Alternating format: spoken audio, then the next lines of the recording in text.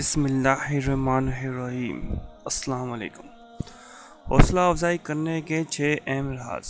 Number 1، جب آپ کو لگے کہ کوئی دل سے مشورہ دے رہا ہے لیکن آپ اس مشورے سے متفق نہ ہوں تو اسے مسکراہٹ سے کہیں کہ جزاک اللہ، آپ نے مخلصانہ مشورہ دیا ہے۔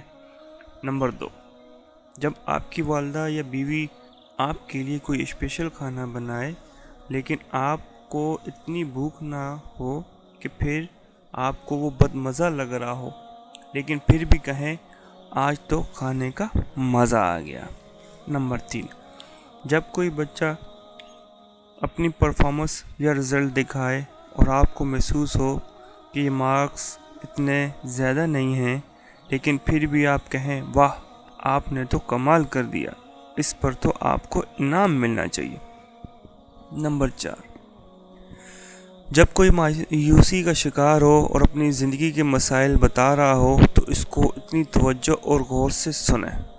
نمبر 5، جب کوئی فیملی ممبر یا دوست رشتہ دار کچھ روز پریشان اور اکیلا نظر آئے تو اس کے پاس کوئی تحفہ لے جائیں اور کہیں یہ تحفہ اسپیشل آپ کے لیے لے کر آیا ہوں۔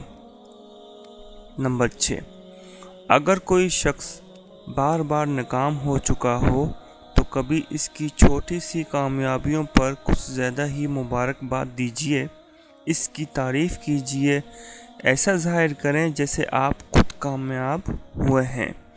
ایسے جملوں کا کوئی نئے مبدل نہیں ہے، آپ اس کی طاقت کا اندازہ نہیں لگا سکتے۔ کسی مسلمان کا دل خوش کرنا بھی بڑی نیکی ہے۔ شکریہ۔ اللہ حافظ۔